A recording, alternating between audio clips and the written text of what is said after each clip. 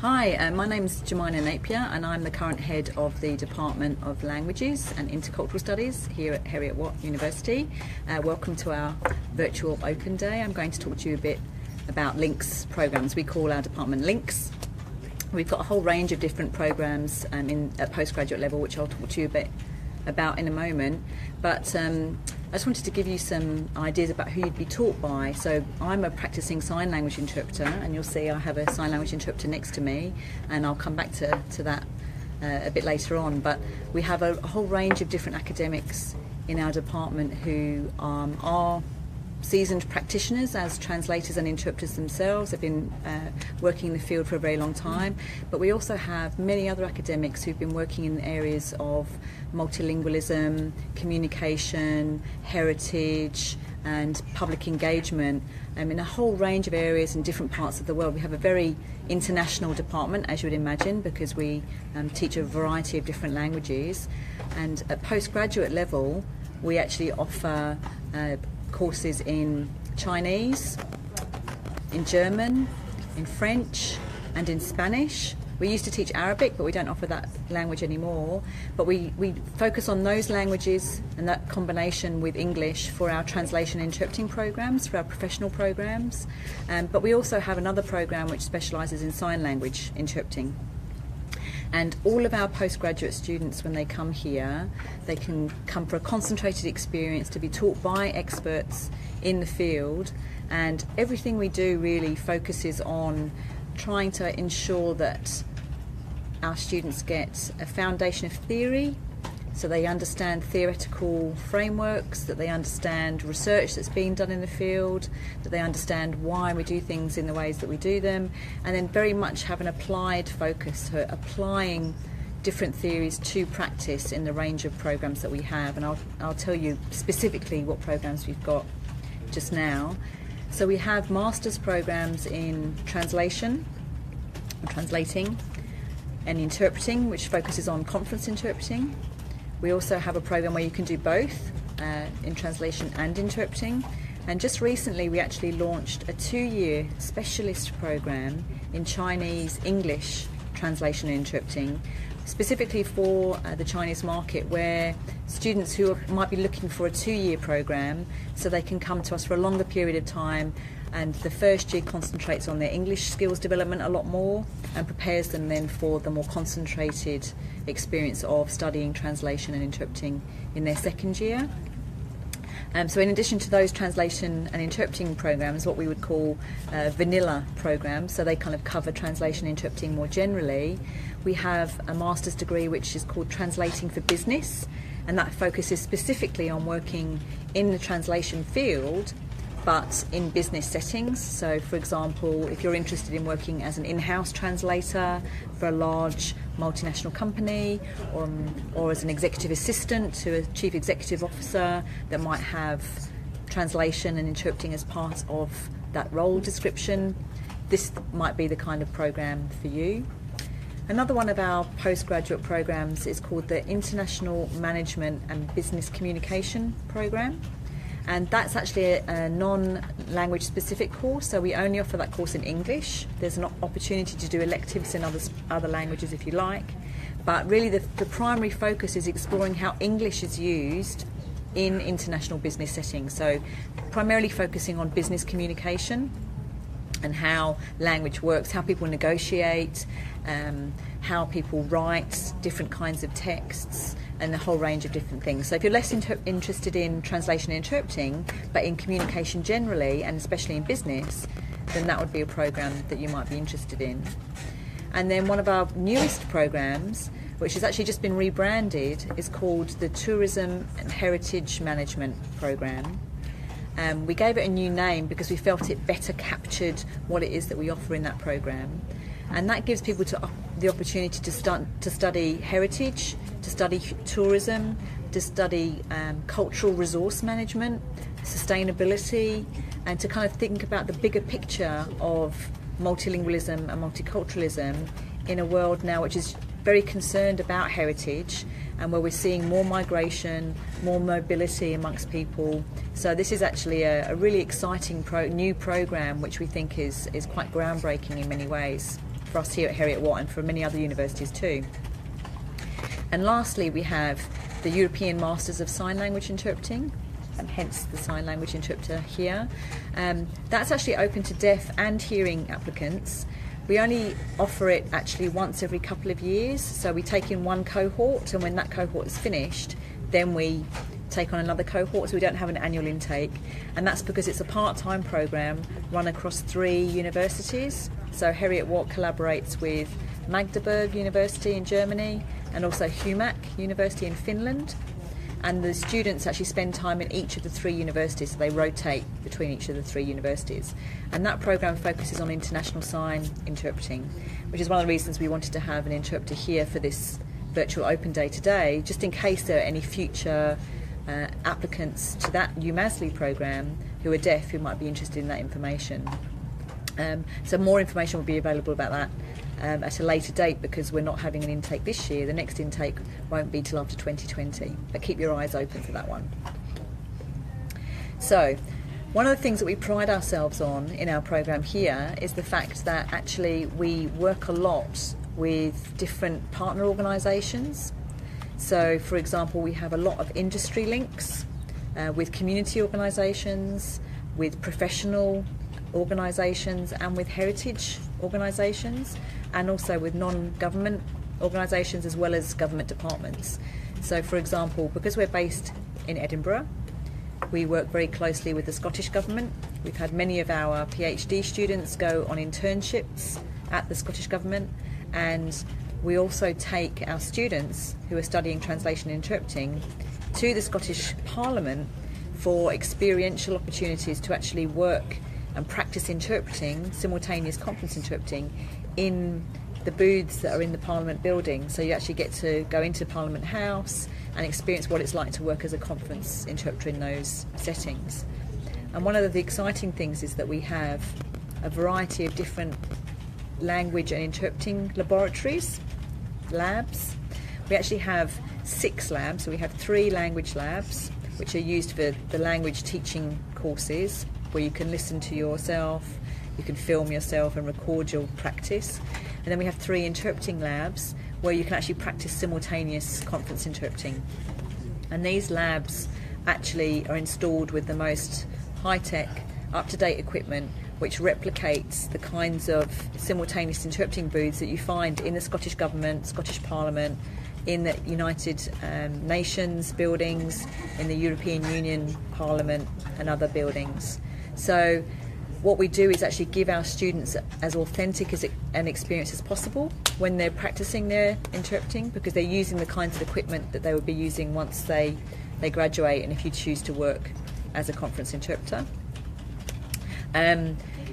So as I was saying, we liaise with various organisations. We work with many community organisations and charities to try and give our students as much experiential learning opportunities as possible. So sometimes that can mean acquiring real translation jobs, which are then overseen by members of staff to produce translations which will be published either on websites or in other documentation. And we also give opportunities for liaising with heritage organisations, and for example taking students who are doing the tourism and heritage management programme the opportunity to go to the Scottish Whisky experience and explore the cultural and tourism elements of that tourist attraction. So as I was saying, we apply theory very heavily in our practical and the practical aspects of all of our courses, and relate theory very strongly to practice. So we have a real strong focus on experiential learning to make sure that students actually can immediately translate what they've learnt here at Heriot-Watt into the real world experience. So you might be interested in knowing what kinds of jobs that you'd be interested in getting or might be available to you. And many of our graduates work in a whole range of settings. So those who study translation and interpreting often will go on to work professionally as translators and interpreters, either in-house in companies or freelance. We have many alumni that have actually established their own translation companies or interpreting companies and provide services nationally and internationally. One of our former graduates is actually now on the council, the International Council of the International Federation of Translators, which we're very proud of. But we've seen many other alumni working in different areas too. So they go into areas like project management, media, journalism. Media, when I say media, I mean filming, documentary filmmaking, journalism. They work in the EU Parliament and EU Commission in a variety of different roles.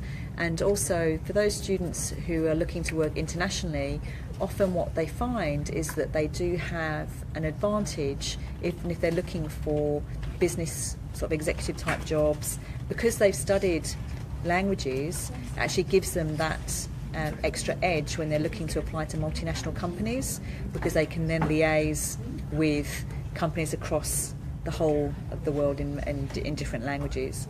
We have very strong connections with UNESCO and other heritage organisations, where again people who study tourism and cultural management, tourism and heritage management, will be able to go on and work in project management, in conservation, in tourism and archaeology related areas, in museum related work.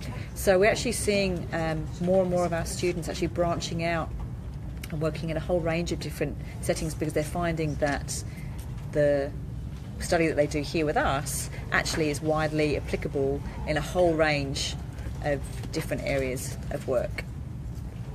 So I think I'm going to finish up by giving you a little mini masterclass. This is a little taster of something that I would often teach, either in a theory course to translation interpreting students, because my specialty is interpreting, or in the UMaSLE sign language interpreting program. This is an example of a theoretical framework that we might use to analyse interpreting practice, so to introduce some theory in class and then get students to apply this theory in analysing case studies, interpreter behaviour, their own interpreting practice.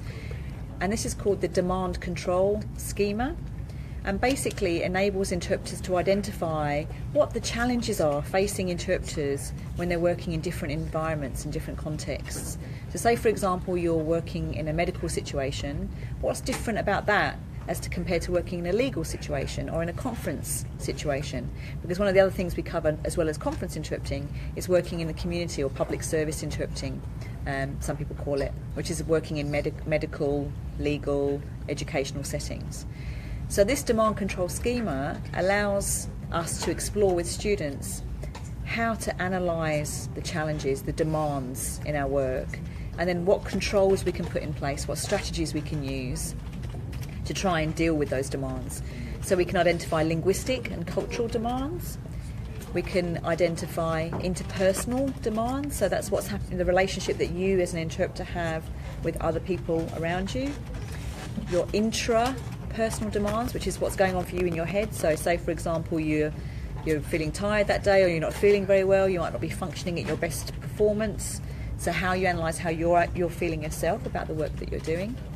But also environmental demands, what's going on around you. So say for example in this situation we have an interpreter working here, there's actually quite a lot of background noise behind us because people are answering questions to people who are making inquiries through this virtual open day, and so we can hear the keyboards clacking away behind us, and that could actually be a demand, a bit of a challenge for an interpreter to have to deal with that background noise because they're trying to focus on listening to what I'm saying.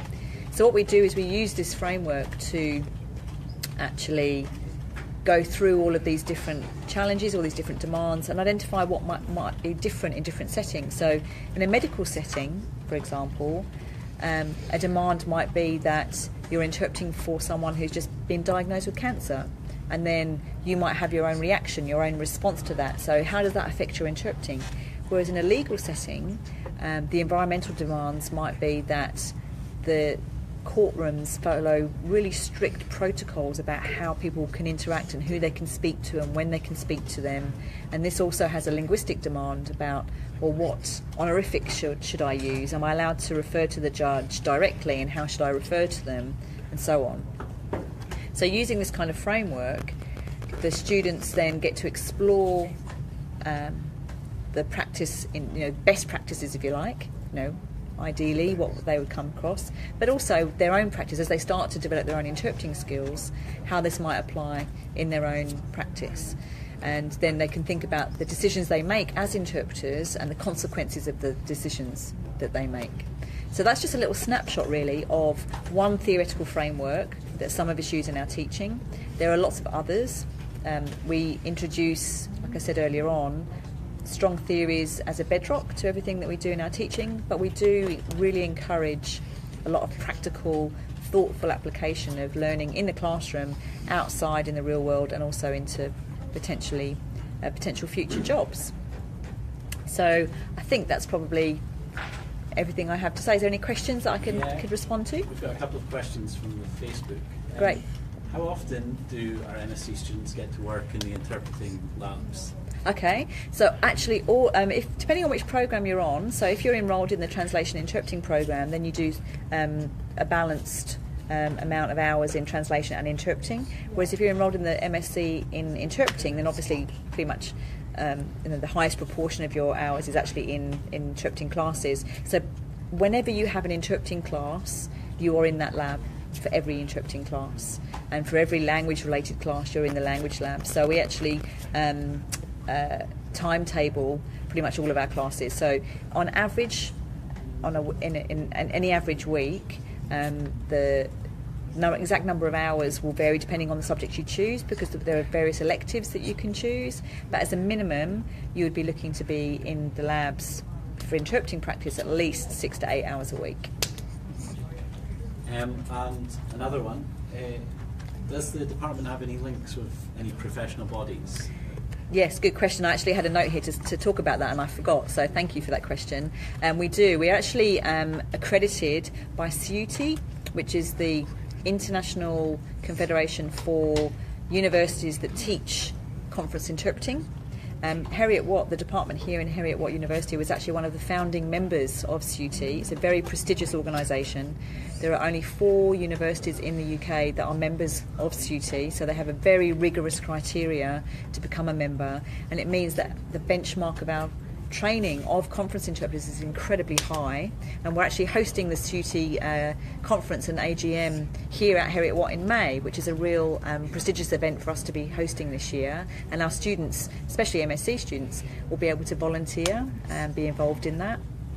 So that's one organisation, and we're also accredited as a language higher education partner with the Chartered Institute of Linguists here in the UK, which means they recognise the quality of our programmes, and they also come and they give talks to our students, and they provide free membership to our students, and also provide a whole range of different opportunities for resources, access to information and so on. So we work in quite close partnership with them, and that's actually a new accreditation that we just got in 2017, which we're very proud of. And one last one, are there any possibilities of doing a PhD after an MSc in languages? Absolutely. Yeah, we actually have a PhD programme in our department, and you can opt to do any topic related to any areas of research interest in our department. So we have many leading academics, world-leading academics, who are experts in translation, interpreting research, languages research, multilingualism research, heritage research, and so you can enrol in either a languages programme, intercultural studies, or translation and interpreting. They're the kind of 3 main areas. And then we would identify supervisors that would have expertise in your area of interest, and then you would have we have a co-supervision model, so everyone has 2 supervisors to guide you through your PhD process, and the PhD supervision experience is tailored to suit the student, so the kind of experience you have, where you want to take your PhD, how you see it being applied in your own work once you graduate, and so on. But yes, we actually currently in our department, I think we have 15 to 20 PhD students in our community, and just a couple started just last week, so we're constantly recruiting new PhD students. Okay, thank you very much. Thank you. Excellent, thanks. Thank you.